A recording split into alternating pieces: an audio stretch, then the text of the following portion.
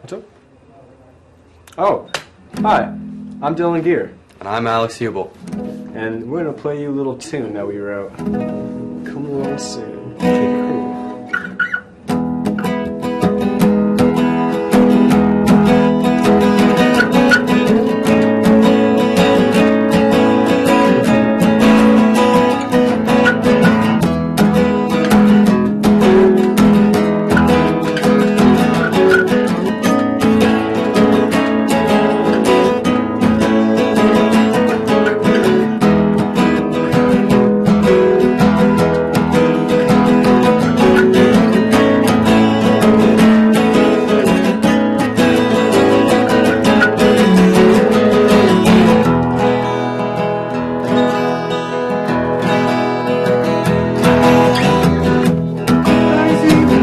My name, fell in love for the third time again. And you say that I'll never go. Such as days people care for themselves, knowing more than the books on their shelf. I fell in love and you say I'll never go. Anxiety keeps me inside, roll the bills, it keeps me dry. My phone in the street just to break free. If I don't go, I know I'll stay in bed. If I don't go, I know I'll stay in bed. If I don't go, I know.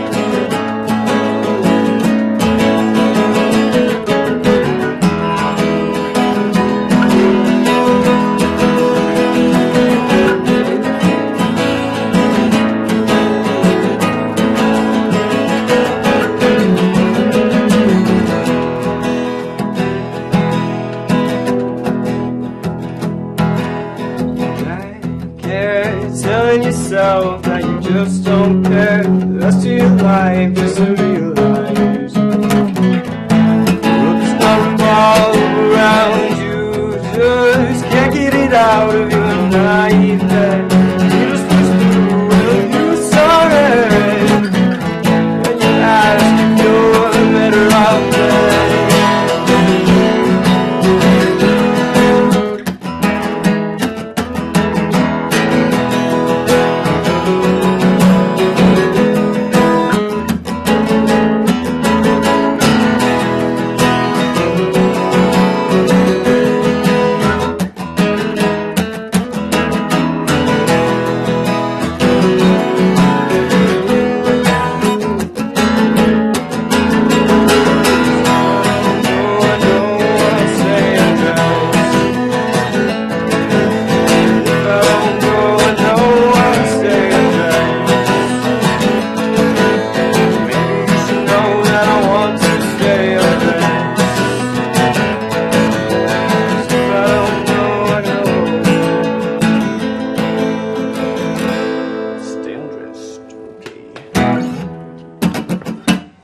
Cool. Well, HS, it's that time of the week again. Yes, it is. We hope you had a real nice day of school. And back to school. But now you're watching The Rock. Oh, let me set this down.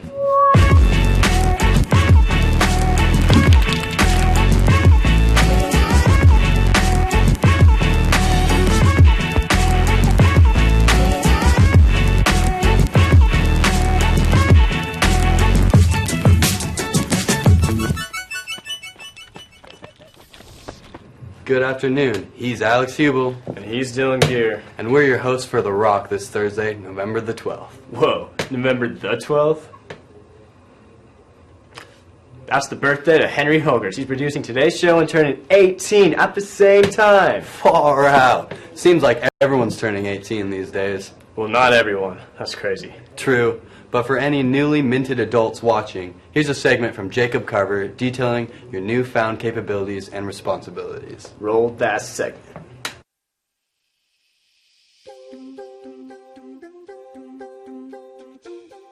Being 18 means that I can tell my parents that I'm an adult and I can do whatever I want. And then they say, no, you can't. And I say, okay. It means I can vote, which is pretty cool. And I don't know, I guess on paper I'm an adult.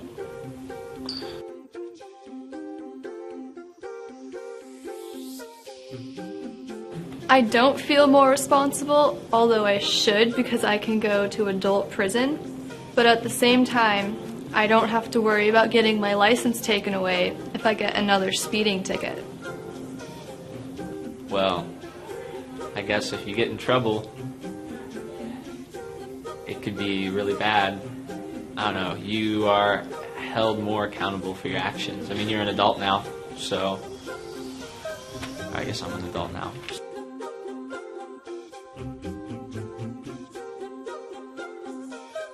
Not to the extent that you're still a student at Anacortes High School and you function and live your day by following the same rules and regulations and policies that when you were 17 or 16, and you still have the same behavior expectations. So. Certainly doesn't make it any harder. Certainly as students get older, we expect more out of them and more behavior, more maturity, but no, it does not make my job any harder. You bet. I think our 18-year-olds have lived 4 years here at the high school usually, and they have a lot of experiences that will help our younger students be more successful, and I would hope that they would want to mentor our younger students to be good students, good individuals, and live productive lives. Oh, turning 18's kind of a big deal. So it is voting, going to jail, buying lotto tickets, enlisting for the draft? Learning how to ride a bike. Wait, what, dude? Yeah, it's all a really big deal. But you know what else is a big deal? Dylan Holland. Dylan was recently crowned the speediest high school cross-country runner in the state. He's also the first male runner in the history of Anacortes Oh man, he's also the first runner in the history of Skagit County to take first place at state. Whoa. And now, a story from Dylan Sheffer being introduced by Dylan Gear about Dylan Holland. Take a look.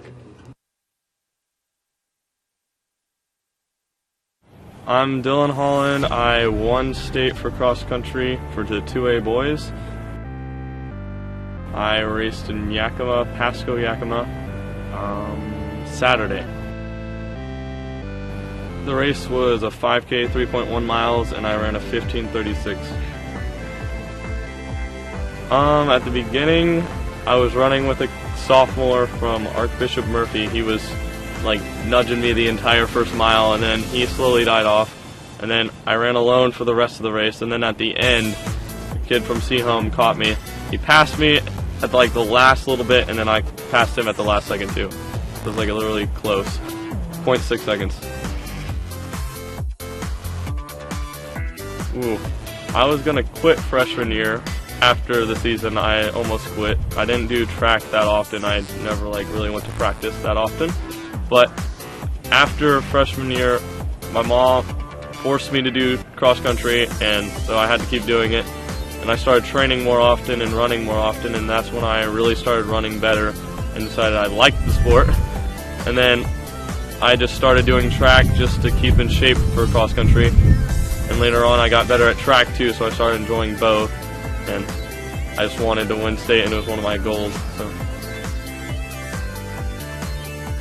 I did a little bit of summer running, not a lot, because I don't really like training on the off season for some reason.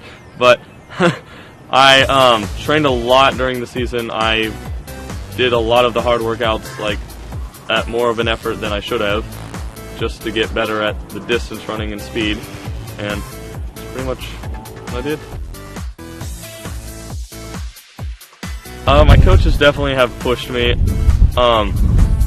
Junior year, when our new coach Templeton for track, after Coach DeVries left, he was one of the biggest helps. I liked him. He was a cool coach, and he really improved my running and really pushed me to get better. I also liked running with my teammates. That's something else that pushed me, with James running with him all the time.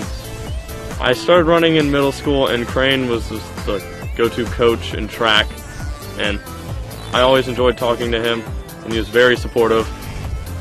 And he's one of the reasons I never quit cross country also, because he was really funny and always wanted me to run better. Wow, what a talent. You know, someday I'll be able to tell my kids that I knew him when he was a young lad walking these purple halls of AHS. What a talent indeed. You know, we've got a lot of talented people in the building. Each one shines brightly, like the stars in the night sky. Wow, that was poetic. You've got some potential. The stars analogy was real nice. Yes, stars. Or perhaps pulsars. Alright, I see where this is going. Alex and I are in a decent band called Pulsar. Grace Chetju made a segment all about it.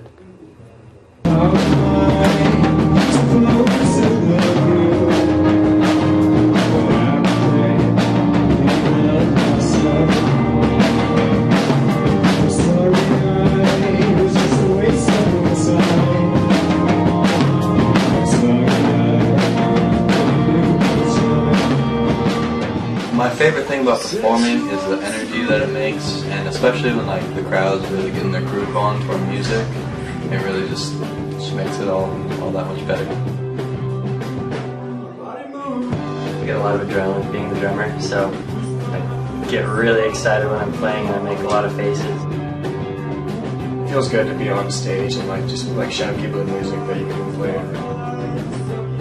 I've been singing and playing for a while now. I've been playing with Dylan a lot, and I started singing in 6th grade. Actually, during a talent show was the first time I ever sang in front of an audience, and I dropped the microphone, and the microphone made a big noise. Everyone started clapping, and I picked it up, and I was like, "I'm not done yet." And everyone was like, "Oh, shut up." So it was embarrassing, conquered my fear of singing. Before I played at the Anacortes Music Channel, I felt pretty solid. I mean, we had a few other shows before that, and that one was just fun. It was good. Before performing at the channel, I was just pretty excited. I never get nervous before playing the drums. I was terrified. I was crying a little bit. We're called Pulsar for reasons I'm not totally sure of. We had a 2-week discussion about how we should name our band. Pulsar is the brand of Alex's toothbrush. It's also some space term. I see Pulsar in the future making a good amount of money off of playing music. Wow, some real mediocre material right there.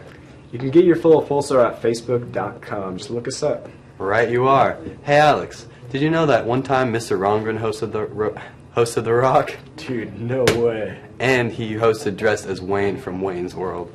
I don't believe it. And it's on YouTube at this link. Righteous. I had no idea. Just goes to show you don't know everything about your teachers.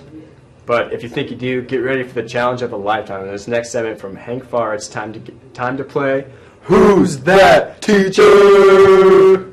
Hey kids, welcome to Who's That Teacher, a brand new game show designed just for The Rock.